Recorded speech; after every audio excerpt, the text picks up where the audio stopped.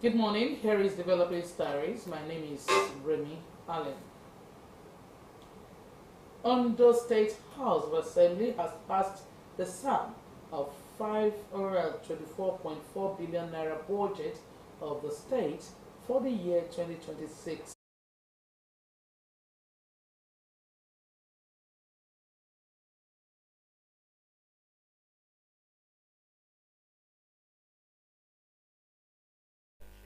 Presided over by the Speaker of the House, Right Honorable Olamide Oladipo.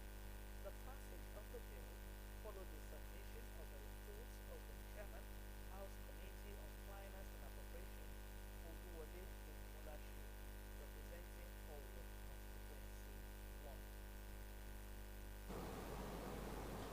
The National Assembly has approved a revised 43.5 trillion naira 2024 Appropriation Act and a reworked 48-25 budget framework, with the 2025 fiscal year extended to March 31, 2026, in a major fiscal reset aimed at addressing revenue shortfalls, weak capital execution, and overlapping budget cycles. Approval followed plenary sessions in both chambers, culminating in the passage of the Appropriation Act repeal and reenactment bills for the 2024 and 2025 fiscal years, transmitted to the legislature by President Bola Tinubu last Friday. The revised budgets were approved after the adoption of the consolidated report of the Committee on Appropriations presented by its chairman, Senator representing Ogun West, Solomon Adiola. The exercise, lawmakers said, was designed to align Nigeria's budget architecture with current fiscal realities, addressing implementation gaps, and to restore discipline to the budgeting process. The Federal Inland Revenue Service, FIRS, says the National Identification Number name will automatically serve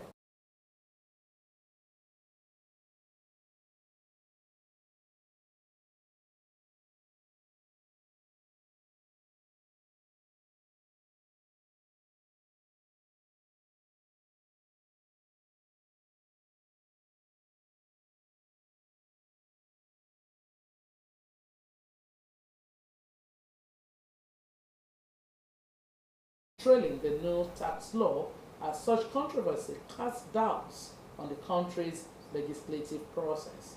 The new tax laws are meant to come into effect in January 2026. The clarification by the FIRS comes amid public concerns over provisions in the new tax laws requiring a tax ID for certain transactions, including bank account ownership.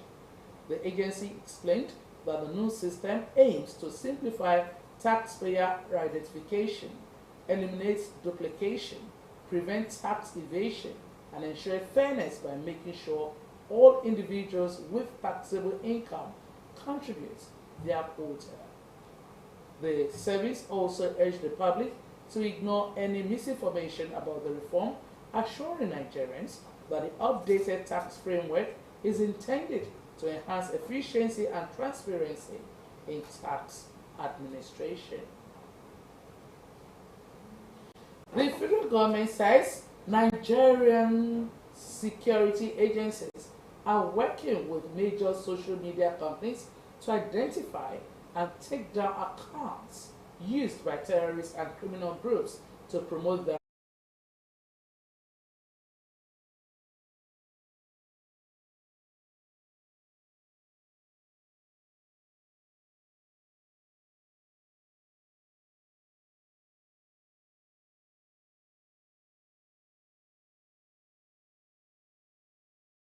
publicized operations, display looted items, and communicate with supporters.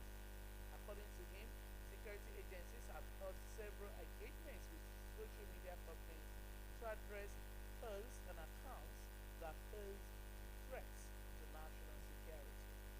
Like I also said, ransom payments remain a major source of terror financing, with point of sale operators increasingly exploit it to move funds.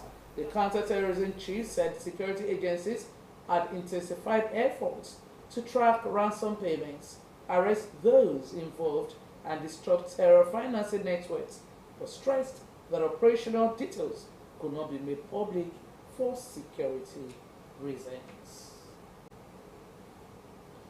Minister of Works David Umahi has directed contractors working on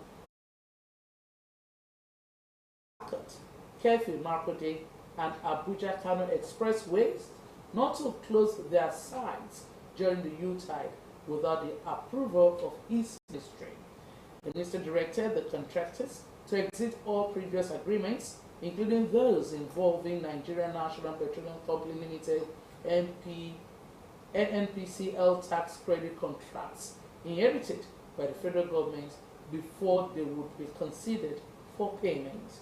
Umahi also announced that the federal government had directed NNPCL to pay the sum of 263 billion naira to contractors, stressing that the volume of debt owed to contractors from 2023 to date stood at 2.13 trillion naira, and payments would only commence once the figures were clearly confirmed.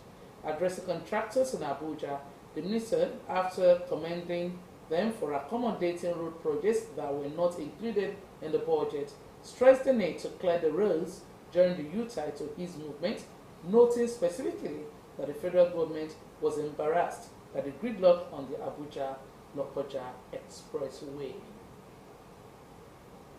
And on sports, Nigerian Super Eagles have begun their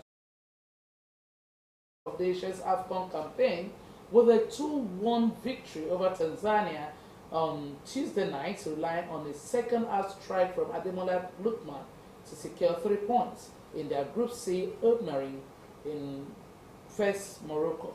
The match came weeks after Nigeria's failure to qualify for the 2026 FIFA World Cup, and the Super Eagles entered the tournament under scrutiny. Head coach Eric Chelis said dominated possession for long spells, but were tested by a disciplined Tanzania team that stayed competitive until the final whistle. Nigeria took the lead in the 36th minute when defender Seyi Ajayi headed home from an Alex Iwobi cross, capitalizing on sustained pressure. The Super Eagles thought they had doubled their advantage seconds after the restart, but Victor Osimhen's close-range finish was ruled out for offside following a VAR check. Tanzania drew level in the 52nd minute through Charles Onwombawa, who finished first time after a neat attacking move that caught Nigeria's defense out of shape. The equalizer briefly unsettled the Super Eagles, but they responded almost immediately. Lookman restored Nigeria's lead moments later, collecting a pass from Iwobi outside the penalty area and drawing a low shot beyond goalkeeper Zuberi Foba. The Atlanta forward's goal proved decisive as Nigeria managed the closing stage despite late pressure from Tanzania. And that's the news. Thanks so much for watching. Good morning.